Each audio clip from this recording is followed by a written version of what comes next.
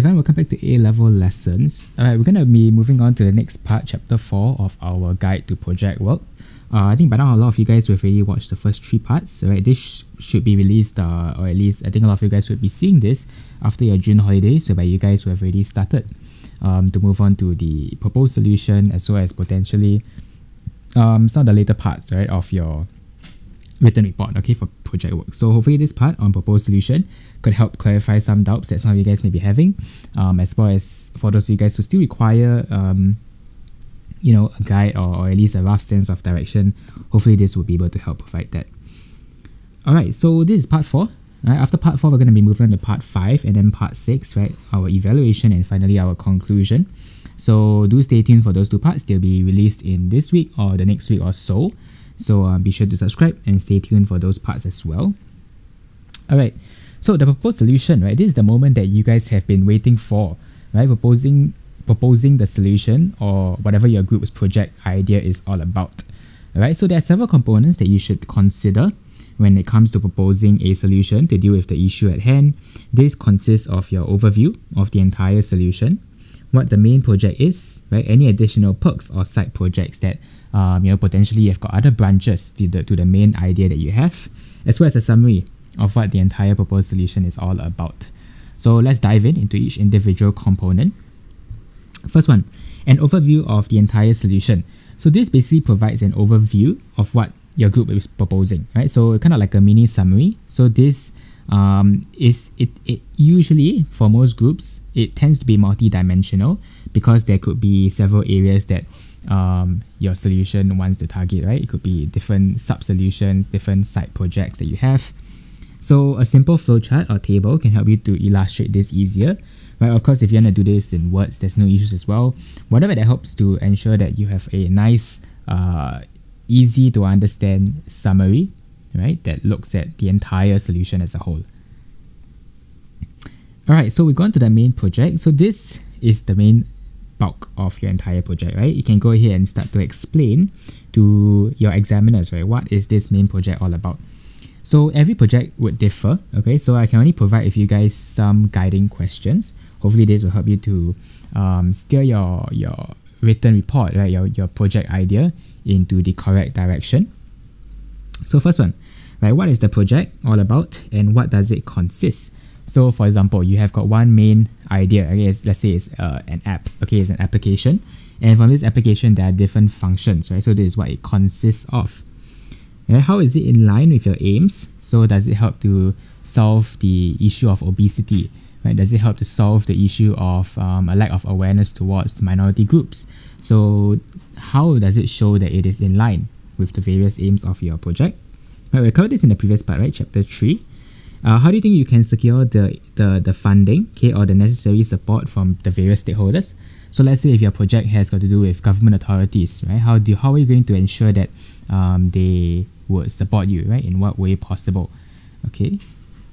How will the pilot or initial phase be conducted? So how do you intend to first bring this project to light, right? How do you intend to show to the public that, okay guys, this is the project we have, right? You guys want to try it out? This is going to work in this way or what way, right? How are you going to conduct this initial piloting test to ensure that your project can actually work in real world society today, right? And lastly, who are the various stakeholders to be involved? So this could be, like I said, it could be the government, it could be your school, it could be private corporations, right? It could be a whole slew of different stakeholders. So who is going to be involved? That should also be factored into your solution, because it will help to either propel your solution in the correct direction, to becoming faster or not. Okay, the next one you have over here is additional perks or side projects, right? So in the event that your main project branches out to other side projects, it is fine to make a new section for them, right? To focus specifically on this other side project, right? So this often will complement the main project in fulfilling another area of need. It could be because, right, this usually happens, okay, because the main project is quite huge, right? And it kind of like is a umbrella, right? And there's a lot of different smaller areas that your group may need to look at in terms of targeting this issue. So that is when you need to have all of these side projects to ensure that these other issues are also targeted as well. Okay, give you an example over here. Let's say the main project is a waste recycling program, right? It's a program. So the side program could be things like offering reward cards that allows users to accumulate stamps in exchange for a product. Hence, it gives them the incentive, right? And it encourages them to actually reduce and recycle waste in this case. All right, so this is what we look at. Right, finally, we have got a summary of the entire proposed solution. So give us a rough summary, okay, of what this entire proposed solution is all about, so that it is very, very clear to the marker how the entire process works. Right, so for instance, step 1, you have got this specific location, right? You're setting up maybe say a physical trampoline park, right, to let's say help certain societal groups, right? So you're setting up this park in, let's say, the middle of Yishun. Right, so step 2, how are you going to go about getting the funding? So you're going to approach the community clubs, or you're going to approach the grassroots leaders, right, for funding for this park, for example. And then step 3, right, how are you going to construct it? Right, so you're going to get involved, maybe this firm that has been building these parks for the past 10 years, right? You're going to ensure that you liaise with them, ensure that they can come in and cater to whatever needs that you have for this project. And then after that, so on and so forth. Step 4, how are you going to ensure that you attract the customers in, right? How are you going to get people to come and take part? And then step 5, how are you going to enlarge the scale, and so on and so forth, right? So these are all the various steps. Like I said, it differs for different groups, so it will depend on what your group is looking at.